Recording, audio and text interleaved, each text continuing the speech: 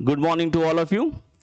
Recently we seen that this particular judgment given by the Supreme Court, जहाँ supreme Court ने ये कहा कि alimony not to penalize the husband but to ensure the decent living of for wife.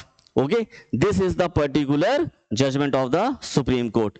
इसी particular judgment में Supreme Court ने कुछ parameters मतलब दिए हुए हैं जिस बेसिस पे एलिमनी तय करी जाएगी। देखते हैं वो पैरामीटर्स क्या हैं। ये बहुत इंपॉर्टेंट एक जजमेंट आया है recently bye the Supreme court. Okay, देखो सुप्रीम कोर्ट ने बेटा ये कहा है कि जब भी कभी एलिमनी डिसाइड होगी ना, ओके, हम ये जो डिफरेंट पैरामीटर्स हैं वो हम दे रहे हैं। There are the 8 parameters are there, इसको ध्यान में रखा जाएगा और एलिमनी डिसाइड होगी।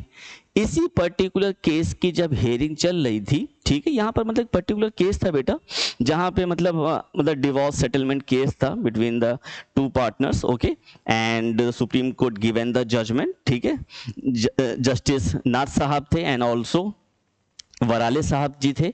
इन्होंने जजमेंट पास किया, इनकी बेंच थी और जजमेंट पास किया है। इन्होंने यही कहा, देखो ऐसा है कि ये जो पर्टिकुलर अभी केस नहीं चल रहा बेटा, आपने पढ़ा होगा अतुल वाला केस, ये जो बैंगलोर बेस्ड टेक पर्सन था जिन्होंने सुसाइड कर लिया है। तो आपने भी देखा होगा कि इन्होंने अपने वीडियो में भी बताया था कि इनको बहुत मतलब कि दिक्कतें हो रही थी, इनको हैरेस किया जा रहा था वाइफ की तरफ से और वाइफ की फैमिली की तरफ से। बहुत सारे फेक चार्जेस भी लगाए गए हैं, ठीक है, बहुत सारे फेक चार्जेस भी लगाए गए हैं और इनको दिक्कत होती थी, बार बार इनको कोर्ट आना पड़ता था। तो फाइनली रिजल्ट आपको पता है, इन्होंने सुसाइड कर लिया। तो इस केस के बारे में भी कुछ मतलब कि डिस्कशन हुआ कि ऐसा नहीं होना चाहिए हमारी सोसाइटी में। एलिमनी जो है, ठीक है, अगर सपोज स्पाउस मांगता है तो ये आप समझो ना, ये एक किस लिए है। आप हस्बैंड को पनिशमेंट के तौर पे नहीं आप मांग सकते, ठीक है, it is not for the penalise the husband, ठीक है, ध्यान रखना है।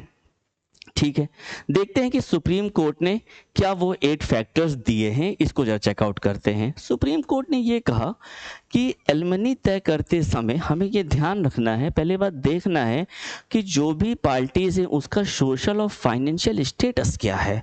ठीक है, प्रेजेंटली आप कि आपका पर्टिकुलर किस सोसाइटी में रह रहे हो, आपका फाइनेंशियल बैकग्राउंड क्या है और प्रेजेंटली उसका स्टेटस क्या है। ये भी ध्यान रखना है कि वाइफ की नीड्स क्या हैं और वो रीजनेबल है कि नहीं है। बच्चे किसके साथ रह रहे हैं, हस्बैंड के साथ रह रहे हैं या वाइफ के साथ रह रहे हैं, ठीक है, वो अभी डिपेंडेंट हैं कि नहीं है, ये सब चीज़ें भी देखी जाएगी। हमें ये भी देखना है individual qualification and the employment status भी देखना है। हो सकता है वाइफ काम कर रहा हो, वो हो सकता है कि वो हस्बैंड से ज़्यादा अर्न कर रहा हो, ये भी हो सकता है। तो उस केस में भी एलिमनी मैटर नहीं करता ना, क्योंकि आप अर्न कर रहे हो और आप हस्बैंड से ज़्यादा भी है तो अर्न कर सकते हो, ये भी स्टेटस हो सकता है। ठीक है, ये भी देखना है कि इंडिपेंडेंट इनकम और एसेट कितना है, दोनों का देखा जाएगा। ओके, ये भी देखना है कि standard of life enjoyed by the wife, जब आप शादी के समय थे आपका स्टैंडर्ड ऑफ लिविंग क्या था, ठीक है, आप क्या इंजॉय कर रहे थे, ये भी देखा जाएगा। ठीक है, और अगर सपोज करते हैं कि सपोज वाइफ ने शादी के समय, आपने देखा होगा बहुत बार ऐसा भी होता है कि जैसे वाइफ ने शादी करा, बेटा पहले जॉब कर रहे थे, तो हो सकता है कि आपकी फैमिली रिस्पॉन्सिबिलिटीज़ बढ़ गई, बच्चों की रिस्पॉन्सिबिलिटीज़ बढ़ गई, तो आपने जॉब्स को सेक्रीफाइस किया है। ठीक है, अब भाई आप क्वालिफाइड थे, आपने आप सेक्रीफाइस किया है, तो अब डिवोर्स हो रहा है, तो इस फैक्टर को बहुत इंपॉर्टेंट है, इसको भी कंसीडर किया जाएगा। ठीक है, and also reasonable litigation cost for the non working wife. अब वाइफ नॉन वर्किंग है तो ये जो कॉस्ट है, वकीलों का जो खर्चा है, क्योंकि जजमेंट तो एक दिन में तो आता नहीं है, it will take a time, और हर एक वकील की अपनी फीस होती है, तो इसको कॉस्ट को भी देखा जाएगा। Financial capacity of the husband and his income also, and उसके ऊपर लाइबिलिटीज क्या हैं। सपोज करते हैं हस्बैंड की इनकम है 2 लाख रुपीज़, ठीक है, अब मान के चलते हैं उसको ईएमआई भी देना है, उसके ऊपर भी रिस्पॉन्सिबिलिटीज हो सकती है ना।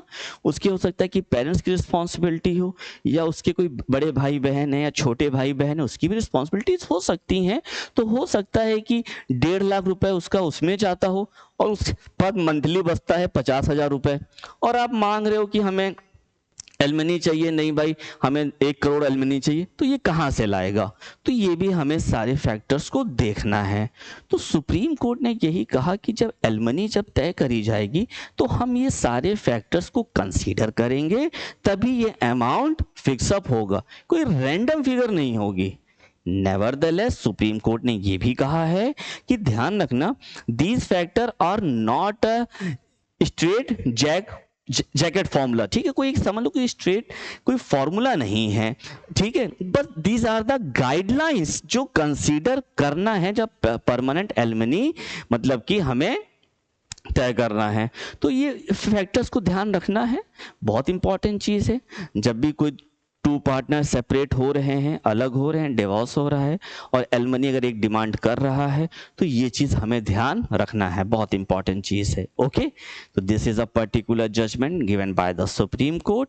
होप आपको ये टॉपिक समझ में आ गया होगा। अगर कोई दिक्कत है आप हमसे कंसल्ट कर सकते हैं SPM IAS में। Thank you to all of you, have a nice day.